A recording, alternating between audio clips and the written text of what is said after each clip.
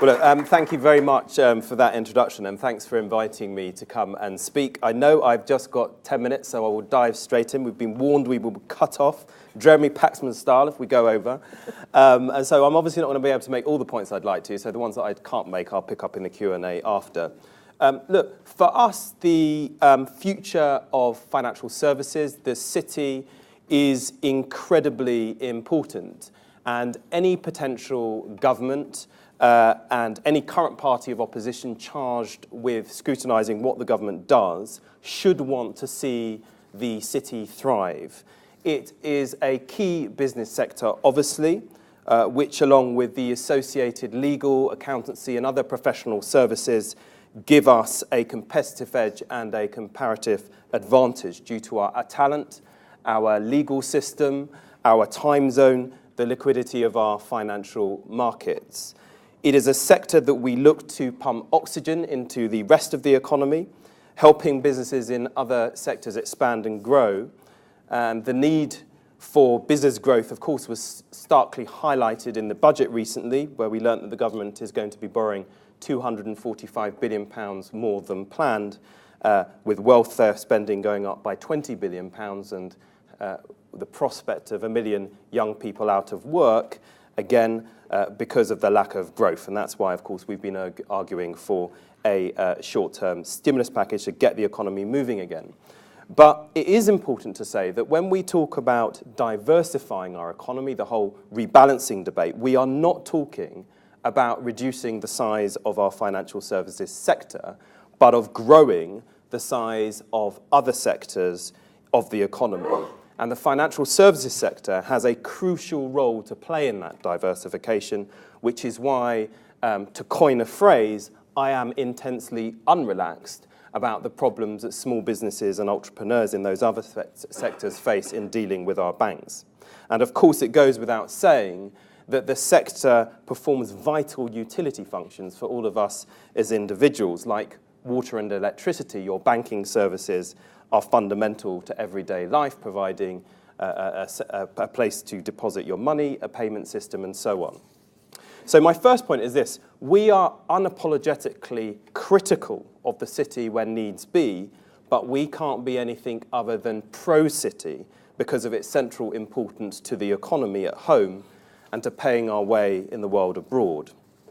Next, if the city is to continue to perform its functions as a global financial hub and provider of finance to the real economy at home, it has got to command trust and confidence. The attempted rigging of LIBOR, the gross mis-selling of interest rate swap products to small businesses, and the payment protection insurance scandal, amongst other things, have done immeasurable damage to the international and domestic reputation of the city. After these events, there were the usual expressions of regret from senior management, the reprimand and/or fine from the regulator, and strong adverse comment from Westminster. Yet there was little visible collective action on the part of the sector as a whole. Given the collective hit the sector has sustained through all these scandals, is it not time for there to be a very visible coming together of the principal players in the sector to address the ongoing reputational crisis the sector faces? A public summit of the key industry leaders where action points can be agreed and then implemented. Yes, regulators and government have a role to play in this, but supervision and regulation cannot act as a substitute for trust. You cannot regulate or legislate for being trustworthy. So my second point is this: if the sector is to recover trust, it needs to be seen to be very visibly getting its own house in order. That is why I very much welcome today's event. It is why I welcome the fact that there are those now who are speaking out, engaging in the public debate, leading the process of change. Anthony Jenkins at Barclays and Stephen Hester at RBS are doing this. And Anthony Brown, relatively recently installed at the British Bankers Association, has said his main mission is restoring trust. Good.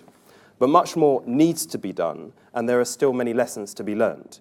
Barclays releasing details of £40 million worth of bonuses to senior executives at the same time as the budget announcement, frankly sent all the wrong signals and is indicative of this. It goes without saying that, and I should say this, that politicians are not in a position to lecture on trust. We are less popular than you, and we learnt the hard way after the expenses scandal when we had to get our own house in order. But at least the people saw politicians brought to book, with some of our number serving time in jail for their wrongdoing. Particularly in respect of LIBOR rigging, or the attempted rigging of LIBOR, it seems to me that we will not rebuild trust with the public or affect a culture change in finance until custodial sentences are imposed on those guilty of criminal wrongdoing in your sector. It cannot be right that someone who seeks to cheat the benefit system out of a couple of £100 in my constituency may well be thrown into jail for doing so, but those who seek to rig the financial system and receive hundreds of thousands of pounds as a result never seem to suffer the same fate. Is not the prospect of jail for gross wrongdoing one of the best ways we can affect a culture change? And this brings me to my third point.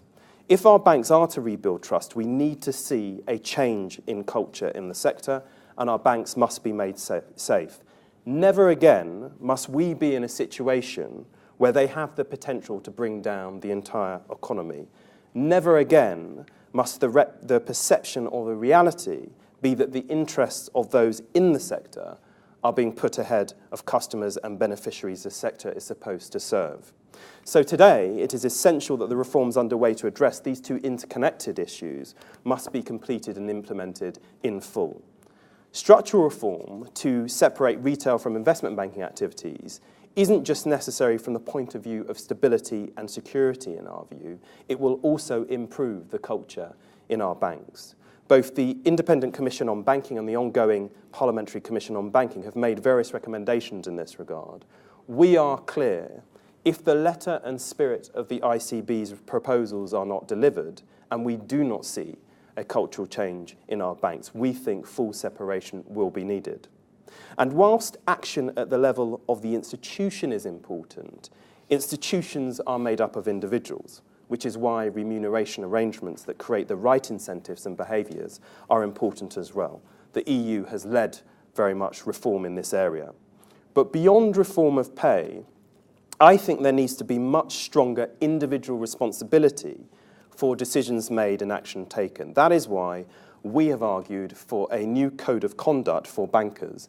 As Ed Miliband said in his banking speech last July, just as the doctors and lawyers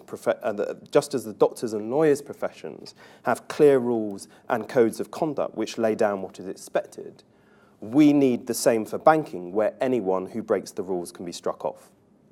Of course, structural reform and stronger individual responsibility are not a panacea. I accept that. We need proper resolution mechanisms, making it easier and less costly to sort out banks that get into trouble, and greater capital and other loss-absorbing capacity in our banks as well. At this juncture, I should say, we should have better regulated the banking system during our time in office. But we didn't, and that is a source of regret.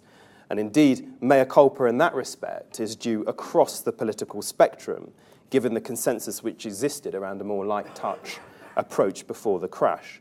During the second reading of the Financial Services and Markets Bill in July 1999, my opposite number, Vince Cable, expressed broad support for the regulatory framework we put in place, saying its philosophy and architecture reflected a broad consensus.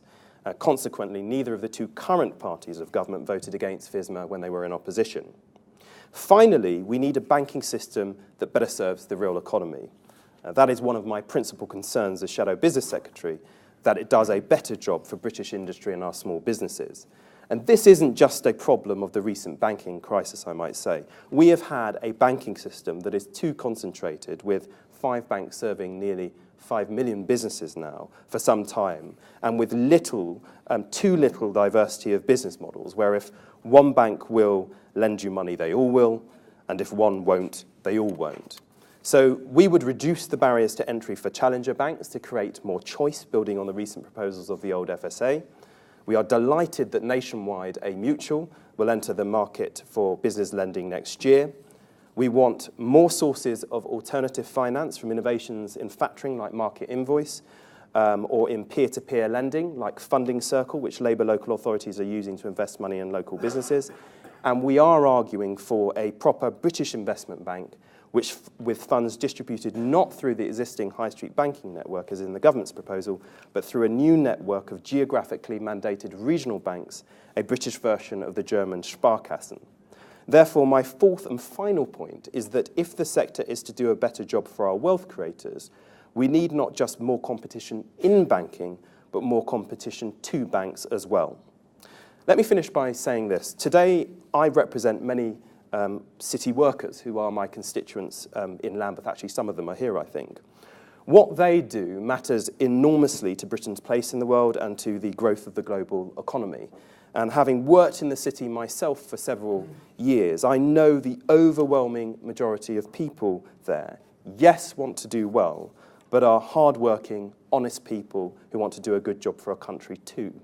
But I also see on Streatham High Road, which runs right through the middle of my constituency, the longest piece of continuous high road in Europe, the struggles of businesses in other sectors who cannot get access to the finance they need and the long-term patient capital to grow. They are my constituents too.